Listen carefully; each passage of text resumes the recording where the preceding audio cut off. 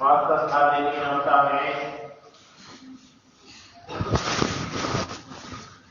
میری اپنی مشغولیتوں کی وجہ سے اور والد صاحب کے انتقال کی وجہ سے جمعے میں حاضری نہیں ہو سکی ہے، اسی لیے میں دیکھ رہا ہوں کہ نظام بھی تھوڑا سا سننے والوں کا کھلبلی میں ہے، کوئی بھی نہیں سننے والا۔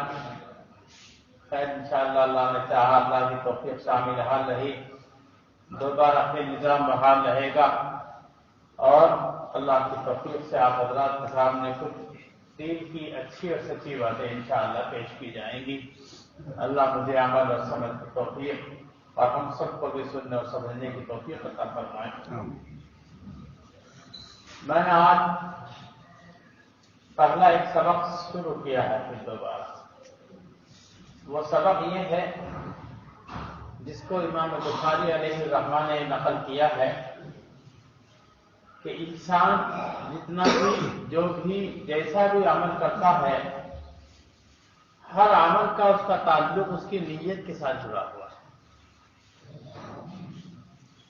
نیت بخیر اس کے اثرات اچھے آئیں گے، نیت خراب تو اس کے اثرات و ثمرات اچھے پیدا نہیں ہوں گے۔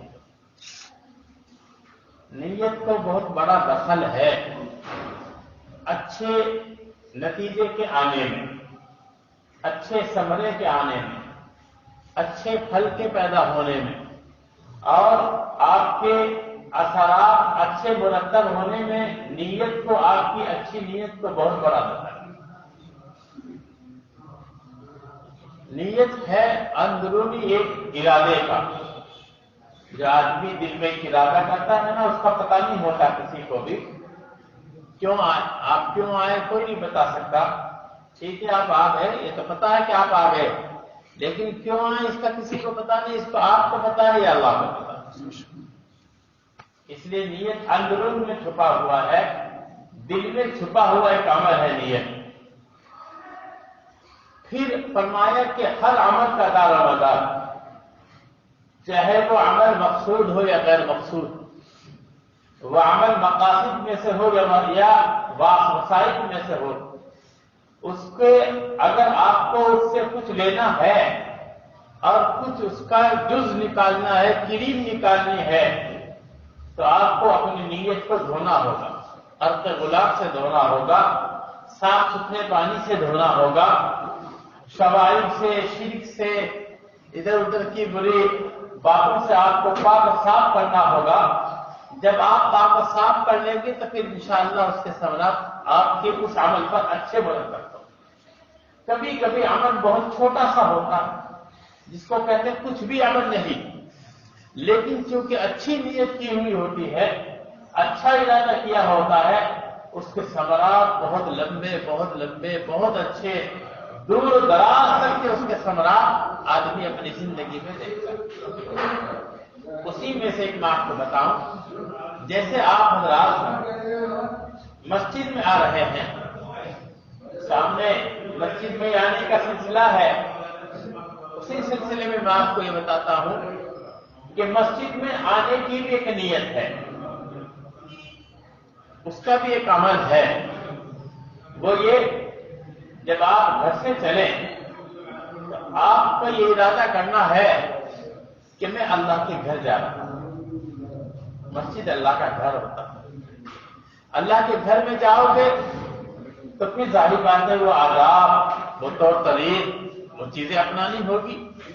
ایک آپ اپنے گھر جائیں، آپ کو نہ وضو کرنے کی ضرورت ہے، نہ پاک ہونے کی ضرورت ہے، کیسے بھی گھر میں چلے جاتے ہیں، نہ پاک میں بیٹھے رہتے ہیں، لیکن اللہ کے گھر میں آنے کے لیے تو پاک ہونا بنیادی شرط ہے۔ یعنی بڑی نجاست سے بھی پاک ہونا، اور بڑی نجاست سے پاک ہونے کے ساتھ ساتھ پھر چھوٹی نجاست، پیشاب پخانہ کر لیا، ریح نکل گئی، ہوا خارج ہو گئی، یعنی آپ نے وضو کر لی۔ اب آپ وضو کرتے ہیں، شاید بہت لوگ آگے وضو کر لیتے ہیں، اور اکثر لوگوں کا یہ حال ہے جس کو پتا نہیں ہوتا، ان کو یہ تک پتا نہیں کہ وضو میں کیا نیت کرنی چاہیے۔ اگر میں آپ سے سوال کرنے لگوں، شاید اس سب میں ایک دو کے علاوہ کوئی جواب نہیں دے گا اس بات کہ وضو کرنے میں کیا نیت کرنی چاہیے، کوئی بتا نہیں سکتا۔ حالانکہ سب وضو کر رہے ہیں، سب کر کے آئیں گے، لیکن پتہ لگا کہ اس کی بھی ایک نیت ہے. کیا نیت کریں گے آپ؟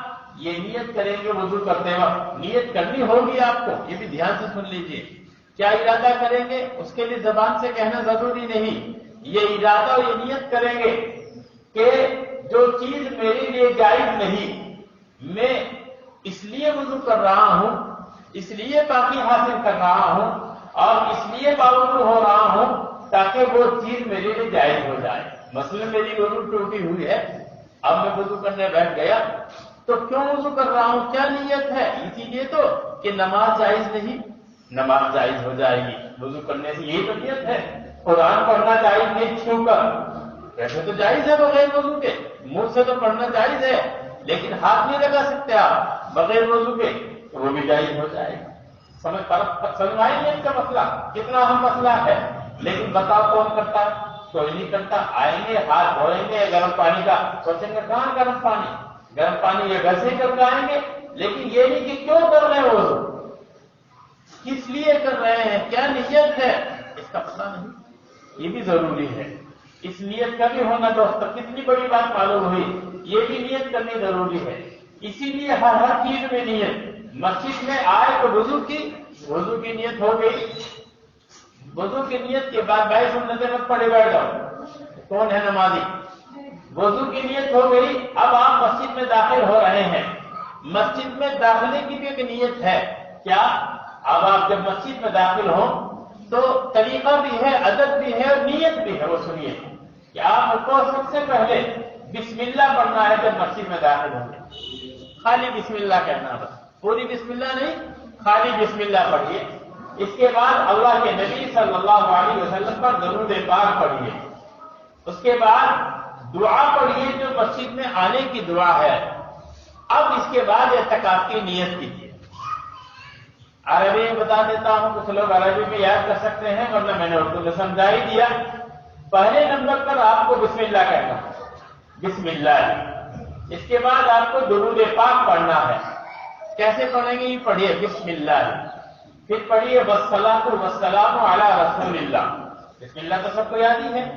آگے کریے والصلاۃ والسلام علی رسول اللہ. اب آپ کو جب مسجد میں جب بھی داخل ہو، مسجد میں جب بھی داخل ہو، چاہے نماز کے لیے آئیں، چاہے ایسے ہی آ گئے ہیں بیٹھنے کے لیے، ذکر کے لیے آ گئے ویسے ہی بیٹھ گئے، تب بھی مسجد میں داخل ہو، ایک تو دایاں پیر ہمیشہ پہلے مسجد میں رکھنا ہے. کتنا اچھا عمل ہے، اور اتنا اچھا عمل ہے کہ آپ کو ثواب مل گیا سنت کا. پیر تو جب بھی رکھا جائے گا، آپ کیسے رکھ لو، وہ تو جانا ہے، گھسنا ہے، آپ کو آنا تو ہے، داخلہ تو ہے. لیکن اگر آپ نے دایاں پیر سیدھا پیر، میرے پاس بہت لوگ آتے ہیں اور جب دیتے کا تعبیر دینے کے لیے، ان کو سیدھا بائیں کا بھی پتہ نہیں ہوتا. بس انگلش بولو تو سمجھ میں آ جائے گا، ورنہ بھائی ارے بائیں پیر باندھتی ہے اپنی بیوی کے تعبیر میں، بائیں کون سا سیدھا ہاتھ، سیدھے پیر پہ ہاتھ لگائیے، حقیقت تو پتہ. دایاں بایاں اردو نہیں سمجھ میں آتے. یہ اردو کے گھروں میں پیدا ہونے والے بچوں کا حال ہے.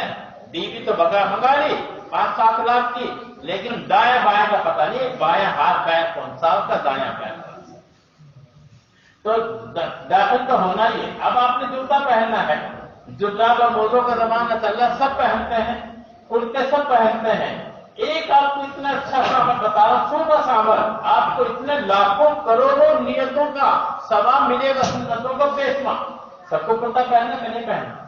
کرتا کچھ بھی آپ کو جو بھی کرتا ہے اس کے علاوہ جو بھی آپ نے اگر اپنی آستین دائیں ہاتھ میں پہلے ڈالی، آپ کو ایک سنت کا ثواب مل گیا. یہ نیت کرتے کہ اللہ کے نبی دائیں ہاتھ میں پہلے پہنا کرتے تھے. بتاؤ کیا فرق ہوا؟ ایمانداری سے بتاؤ، کچھ فرق ہوئی؟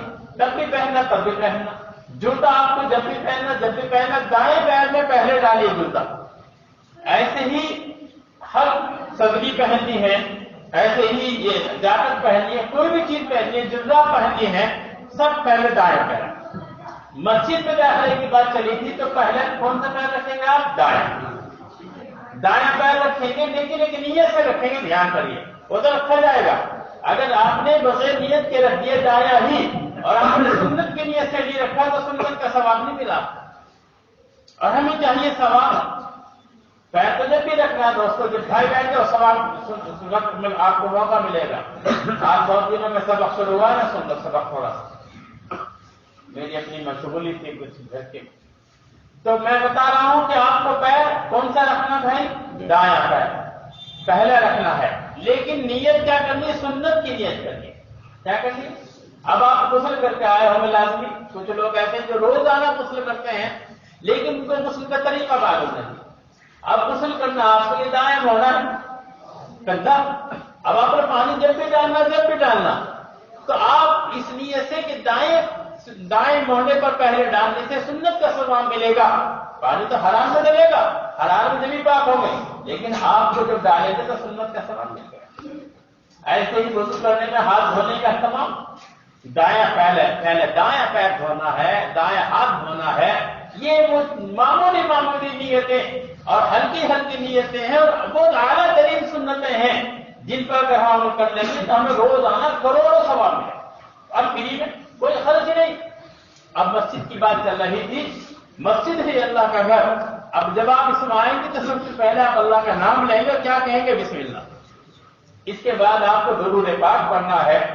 درود پاک اللہ کے نبی صلی اللہ علیہ وسلم پر وہ احسانات ہمارے آپ کے احسانات اتنے ہیں ہمارے اوپر کہ اگر زندگی بھر اتنی زندگی ملی ہے اور کروڑوں سال کی زندگی مل جائے اور ہم مسلسل درود پاک پڑھنے کا اہتمام کریں دوستوں، تب بھی اللہ کے نبی صلی اللہ علیہ وسلم کے احسانات کا پتہ نہیں ہو سکتا. ہم اگر زندہ ہیں آپ، ہمارے اگر ایمان ہے وہ آپ صلی اللہ علیہ وسلم کی برکت ہے، آپ کی دعاؤں کا نتیجہ ہے جو ہمارے پاس ایمان ہے. اسے درود پاک کا بہت اہتمام کیجیے. ہر جگہ یہاں بھی ہے. جب آپ مسجد میں داخل ہوں گے تو بسم اللہ پڑھیے، درود پاک پڑھیے. درود پاک کے بعد دعا پڑھیے. دعا کون سی ہے؟ اللہم افتح لی ابواب رحمتک، اے اللہ اپنی رحمت کے دروازے کھول. یعنی مسجد میں آ رہے تو رحمت ہے نا. مسجد تو اللہ کی رحمت کا گھر ہے. اس لیے کوئی مسجد میں آنے کے بعد بھی اللہ کی رحمت کا حقدار نہ بنے، اس سے بڑا ملعون کون ہوگا بتائیے. بس پوری دنیا میں آپ کی جو مسجد ہے، آپ کے محلے کی جہاں بھی آپ کا محلہ لگتا ہو، وہ مسجد اللہ کا گھر ہے.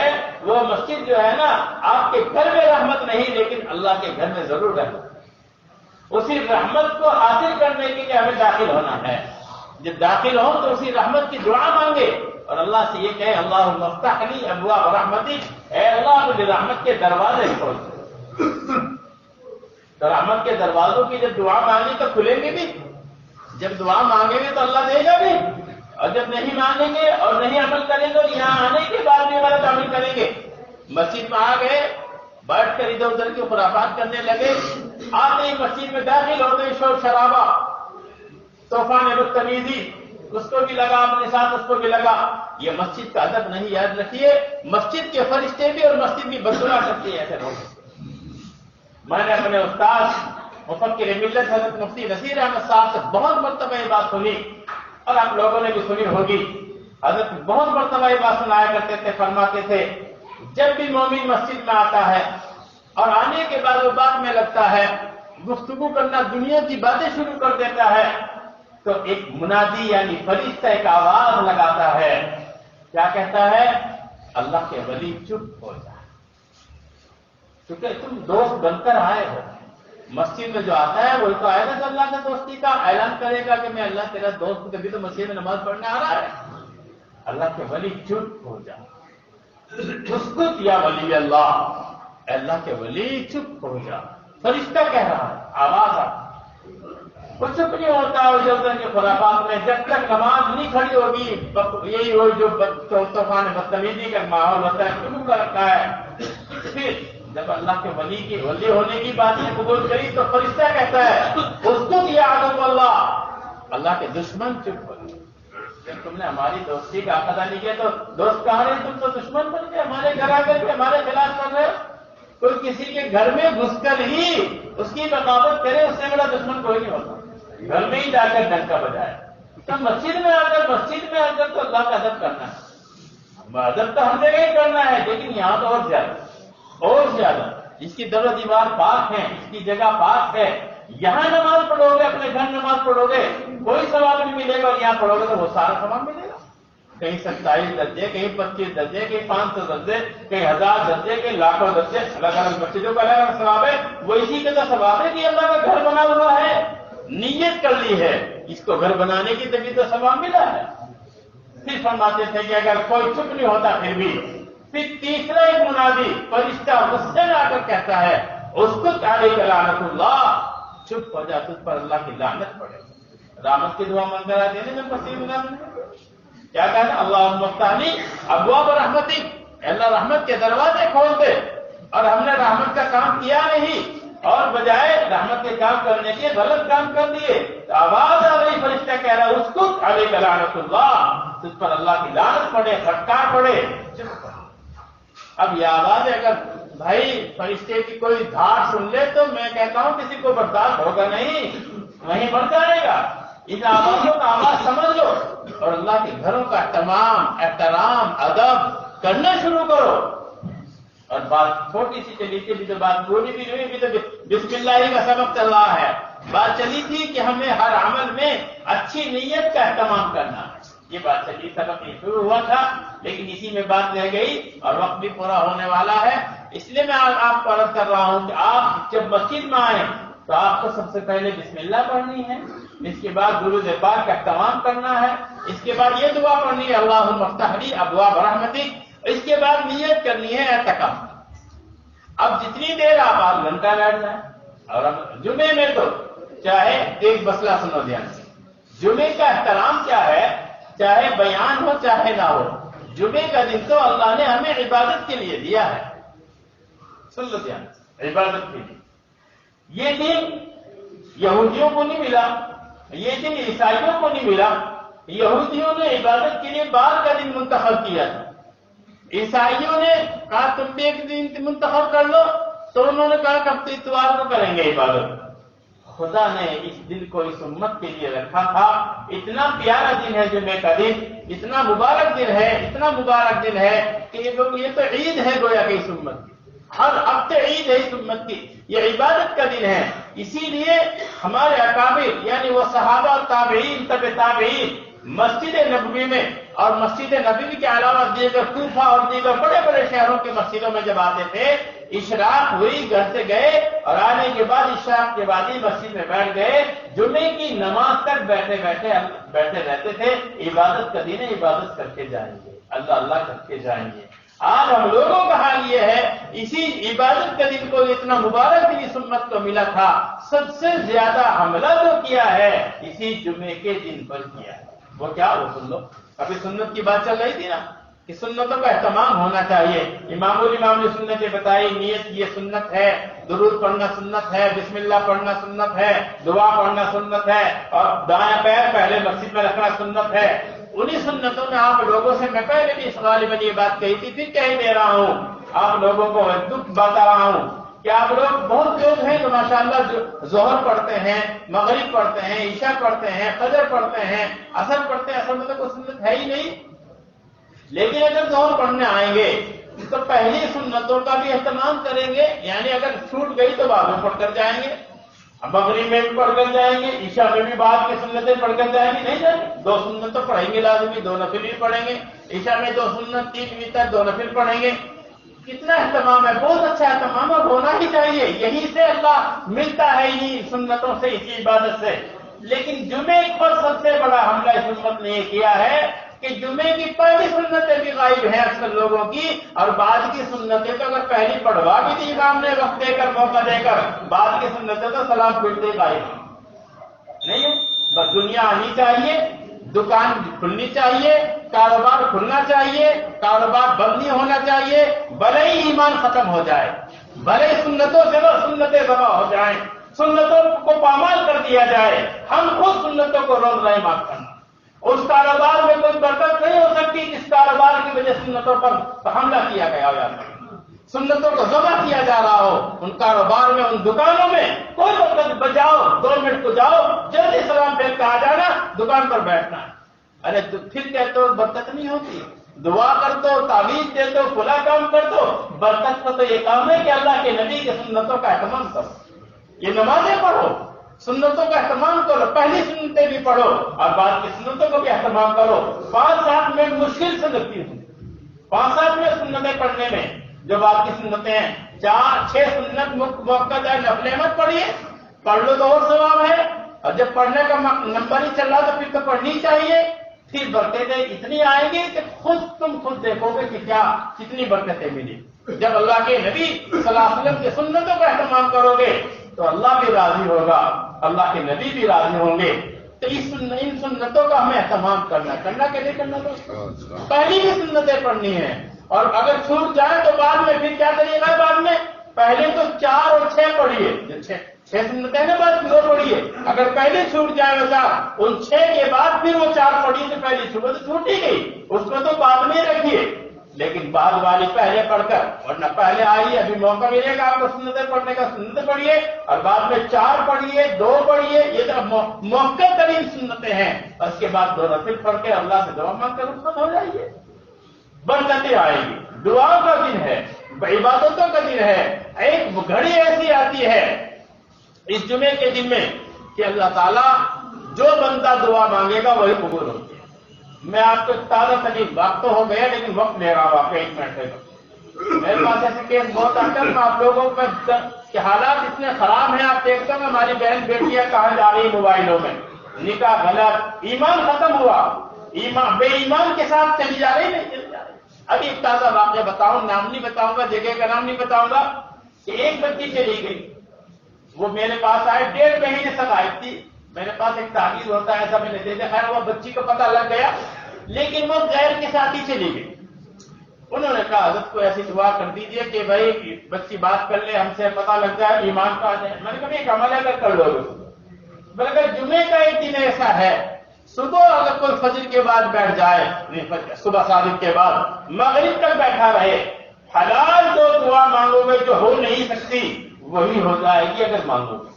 پچھلے ہفتے بیٹھے ان کے ابا، میں تازی رپورٹ بتا رہا ہوں، بیٹھے ان کے ابا دعا کے لیے، رات ہی میرے پاس فون آیا تھا کہ کل ہی بچی کا فون آیا میں گھر آنا چاہتا، آئے گی تو کچھ قریب بھی لگے گی، ورنہ وہ جو بے ایمان کے ساتھ چلی گئی، بہت سمجھایا، روئے گھر والے، ایسے وقت میں تو بہت پریشانی ہوتی ہے نا، جج کے سامنے فیصلے دیے جاتے ہیں، لیکن خیر کل وہ فون آیا، کل مجھے فون آیا کہ وہ بچی کہہ رہی ہے میں بھائی میں بہانے سے، بھائی کا کیا حال ہے، بھائی بھی میں بہانے ایسے تو نہیں، بھائی بہت بیمار ہے میں آنا چاہتی ہوں، آ جا، تو قریب نہیں بات نہیں، جب آئے گی تو کچھ خدا کرے ایمان بھی آ جائے، اس کا پلٹ بھی جائے گا جب ایمان والوں میں آئے گی۔